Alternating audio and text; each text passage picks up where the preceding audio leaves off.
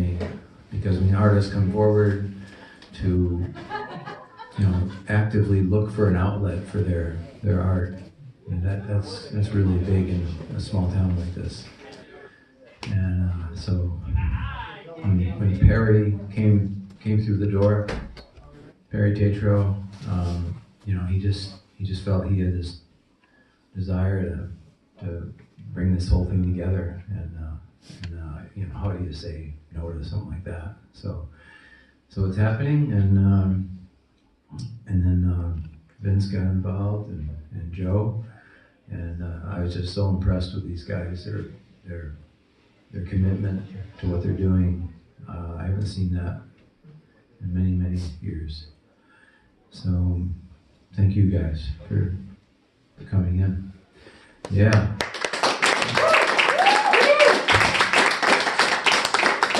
I met so many wonderful people tonight. It's just, it's my introduction into this genre, and I'm just clamoring to get up to speed with it because it's amazing. So I'm going to hand it over to Perry, and he's going to inform you about the evening. Thank you very much. A big shout out to Mike, everybody.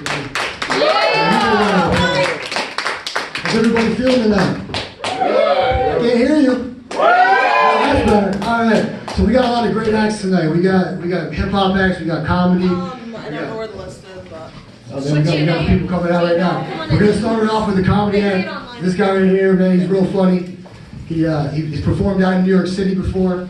Everybody give a big round of applause for Jake Lawrence.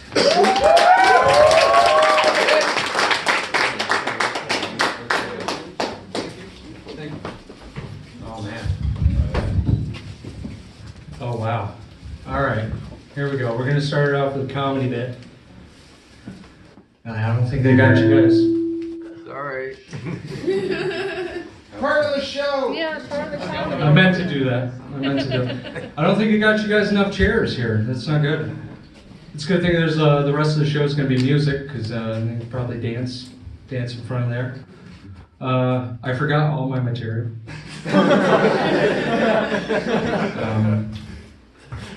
But I'm going to try my best.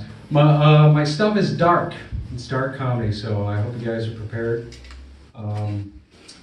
It's going to be a little hard to listen to. I hope you laugh. Stay back a little bit here. All right.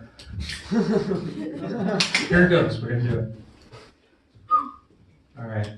So, you know how teenagers, they get into something, right? Until one of their parents get into it, then they lose all fucking interest, right? Well, when I was a teenager, I wanted to kill myself. But then my dad did. I'm not going to do it now. He fucking did it. I'm not going to follow him, and like it was his idea and I'm just following him.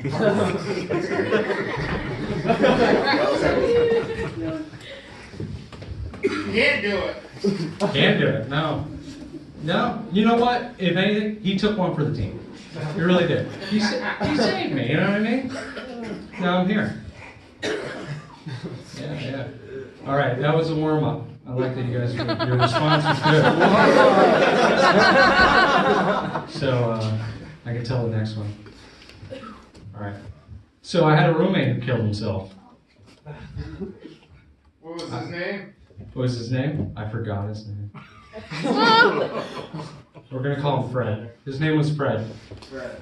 I'll never forget the day. I remember I came home, I was sitting in the kitchen. I was waiting for my other roommate, Kevin to show up. Kevin showed up, I'm like, hey, Fred's alarm's going off in his room, but his door's locked, and he's not answering me, but his car's here. And I just know, I don't know what to do. What do I do? And he's like, oh, don't worry about that, we'll wake him up. Follow me. So we walk down the hall, we turn the corner, and we're facing Fred's door, right? And we give it a knock. We're like, hey, Fred, wake up, you're gonna be late for work, right? We get no answer, so we get nervous. Kevin decides to kick in the door, right? We kick in the door. We walk into the room, and we see Fred dead in the closet, right? And when I see Fred, I couldn't help but to think to myself that it should have been me. It should have been me who got to kick in that door. Not Kevin. Fuck Kevin. Now I gotta tell this story where Kevin gets the kick in the door and I'm just fucking standing there doing nothing. You know how fun it is to kick in the door? I got to do the coolest part of that whole fucking story. Alright. Fred's dead. We're not talking about Fred anymore. Yeah. So when I was a young man, I remember I was hanging out with a group of friends, and we were over a buddy's house, and a group of friends, we were all hanging out in the room, and they all decided to leave at one point, but they left me alone with one of my good friends' girlfriends, right? And when I was alone with her, she grabbed my dick, right? Can't say that on TV. Yeah, so she grabbed my stuff, and I didn't know what to do. I was like, get off. What are you doing? Can't do that. This is bad. And I didn't know what to do. I didn't tell my friend, but I needed some good advice. So I went to my dad and asked him for some good advice. This was back when he was alive. So I asked my dad, I told him the story, right? And I said, I didn't know what to do. What should I do? And he looked at me and he goes, well, you should have fucked her. I'm like, no, Dad, I can't do that. That's my best friend's girl. Plus, they were in the other room. What would I have said to them if they would have walked in? He goes, oh, this is what you say. I told you she was a slut. Yeah. Well, you know, after my dad died, my mom remarried. Married a man named Mark. Right? He had 3 sons. And I remember one Thanksgiving, we were all sitting at the dinner table. I was sitting next to my mom, and I was doing impersonations of Christopher Walken's for my brothers, and I was making them laugh. My mom, she didn't like the joke. She didn't think it was funny. She said she told me she was going to stab me if I didn't stop, and I got nervous and it made it worse. So I just kept on going with it. I was like, whoa, Mom! What are you doing? Put the knife down! It's Thanksgiving, for crying out loud! You know what? If you're gonna cut me, at least do a better job than Mark did on the turkey. I don't know, parenting is probably hard. I don't have any kids. I'm single right now, right? But I'd love to have kids someday, right? But I think it's very important that I find the right woman that's going to be a good mother to them, right? And her boyfriend's got to be cool too, you know? Like, I don't want my kids raised by assholes, you know what I'm saying? You got to plan these things out. I had an ex-girlfriend, right? She had 2 kids, and I remember they really liked me. What the fuck, dude? You fucked the whole thing up. We gotta start over. Cell phones off, please. You should have fucking told him this shit. Drop the ball, man. Drop the ball. Security! So she had 2 kids. They really liked me, right? The ex. And one day I was trying to leave the house, and they were trying to keep me from going, right? And they were playing little games. They were like, hey, wait. You pretend to be me. You pretend to be me, and I'll pretend that I'm your mom, right? And I'm like, oh, so you're my mom, huh? And I go down, I'm like, so if you're my mom, I want some milk and cookies. Give me some milk and cookies. Give them to me now, Mom. And they laugh, they were laughing, right? And they were like, okay, now you pretend to be our mom, and we'll pretend to be us. And I'm like, oh, okay, so now I'm your mom? And they're like, yeah. I'm like, so then I reached in my pocket, I pulled out my cell phone and started ignoring them.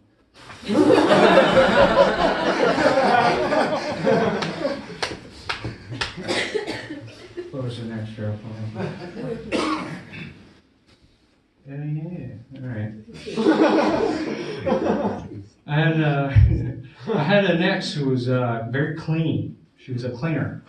She was just always on me. I had to fight her off, you know? She was one of those. For example, I'll give you an example. Like, well, one thing she liked to do, she always liked to sit on my face. Right? That was a big thing of hers. She loved to do that. But I always had a problem licking her pussy with that fucking pillow in the way. That's why I had to fight her off. She was fucking determined. But, yeah. Has it been 10 minutes yet? Is it 10 minutes? No? No? Okay. No. What? What time is it? No, I got one more joke. One more joke. This is the last one.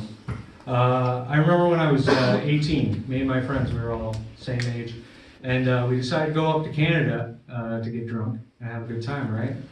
And we go up there, we get fucking shit-faced, and we wind up in the strip club, right? And it was a good strip club, too. I remember, I was excited. Which one was it? I don't remember. I was drunk. But it was good, though. I walked in, and I remember I was excited. I brought $1,000 with me, right? So I pull out my wad of cash, and I started counting the money on the table, right? And two very sexy women walked up to me, and they asked me if I was interested in a private show in the back, where one of them was going to go down on the other one, right? And I thought, ooh, that sounds like a lot of fun, but I came here with a group of friends, and I know they're going to get thrown in jail if I don't keep my eyes on them. So can we work out a deal where I bring my friends, we all go into the room together and watch the performance? And they're like, yeah, sure, we can figure something out, right? So I gather them up, and we go talk to the bouncers, right?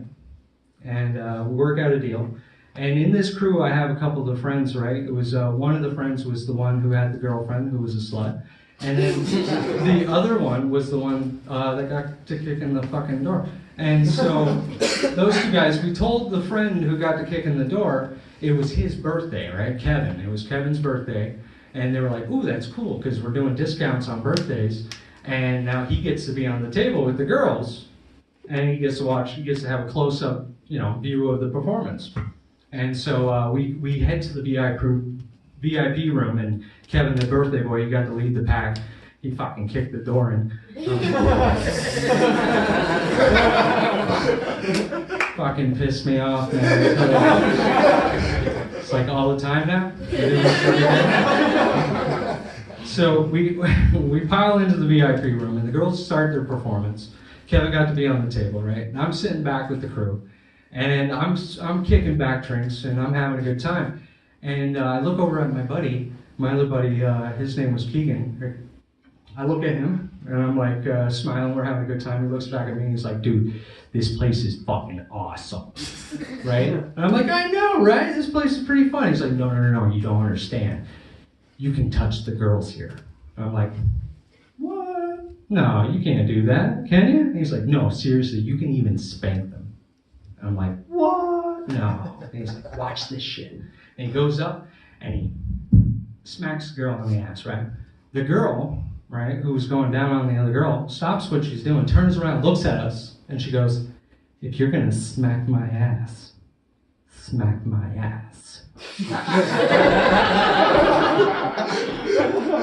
And I get all giddy. I'm like, oh shit, man, she told you can't smack ass. You don't know how to smack ass. And he goes, okay, hold on. And he warms it up. He goes in and he smacks her again.